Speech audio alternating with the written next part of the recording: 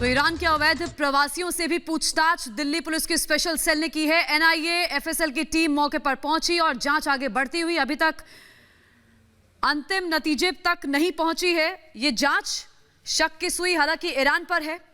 ये तस्वीरें हम आपको लगातार दिखा रहे हैं। ईरान के अवैध प्रवासियों से भी पूछताछ दिल्ली पुलिस की स्पेशल सेल की टीम ने की है। जांच में बहुत कुछ निकलकर सामने आने की संभावना भी है। एक रिपोर्ट इस पर आप देखिए।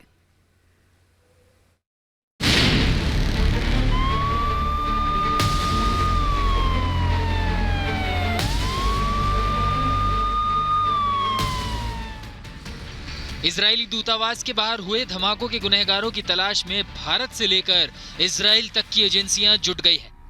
धमाके की जगह से जुटाए गए सबूत के जरिए गुनहगारों तक पहुंचने की कोशिश की जा रही है। जिस जगह पर धमाका हुआ उस जगह से मिले सबूत संकेत दे रहे हैं कि धमाका भले ही छोटा था, लेकिन उसके पीछे की साजिश कई बड़ी थी। जली हुई चिट्ठी, मौके से मिला दुपट्टा और विस्फोटक के टुकड़े इस बात की गवाही दे रहे हैं कि मामूली धमाके के पीछे कितनी बड़ी साजिश थी। धमाके की वजह से एक जली हुई चिट्ठी मिली है जिस पर संदेश लिखा है। चिट्ठी में लिखा है कि यह सिर्फ एक ट्रेलर था, मूवी अभी बाकी है। चिट्ठी में ईरानी जनरल कासिम सुलेमानी का जिक्र, चिट्ठी में ईरानी परमाणु वैज्ञानिक की हत्या का भी जिक्र किया गया है। चिट्ठी में ईरान की कुद्स फोर्स के commander major general Qasem Soleimani की हत्या का भी जिक्र किया गया है, जिसको अमेरिका ने एक ड्रोन हमले में मार गिराया था। सवाल उठता है कि ये चिट्ठी घटना स्थल पर कैसे पहुंची। माना जा रहा है कि चिट्ठी में छिपा है धमाके का राज।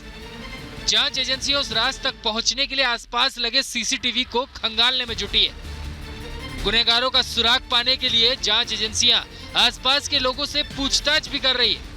इधर दिल्ली पुलिस उन ईरानी नागरिकों की जांच में जुट गई है जो वीजा खत्म होने के बाद भी दिल्ली में रुके हुए हैं। धमाके में आईईडी का इस्तेमाल किया गया है। ये एक तरह का बम होता है जिसका इस्तेमाल बड़े पैमाने पर नुकसान के लिए किया जाता है। जाहिर है जिसको किसी प्रोफेशनल अनुभवी ने ही तैयार किया होगा।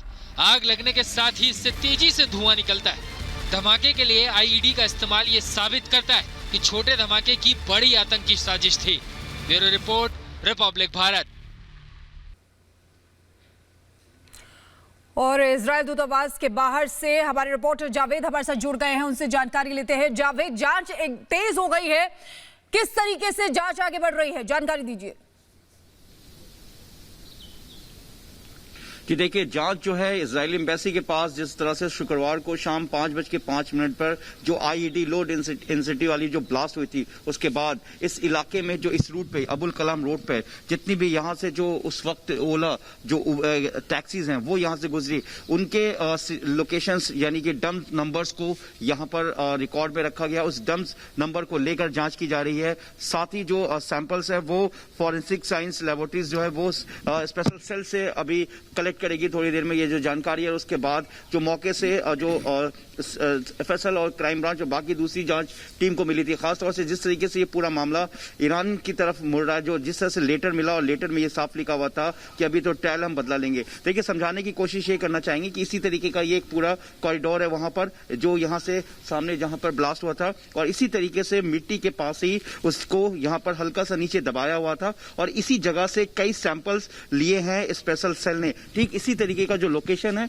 उसी जगह पे देखिए, ये पूरा एक ये जो झाड़ी है, इसी झाड़ी के पास उस दिन यहाँ पर हल्का सा नीचे की तरफ दबाया गया था जहाँ पे कांच के शीशे मिले थे। इसी जगह पे गाड़ी लगी हुई थी जो पूरे एक मैप के जरिए स्पेशल सेल की जो साइबर क्राइम, खासतौर से मैं आपको बता दूं कि जैश उल अदल जो कि एक ईरानी आतंकी संगठन है, उससे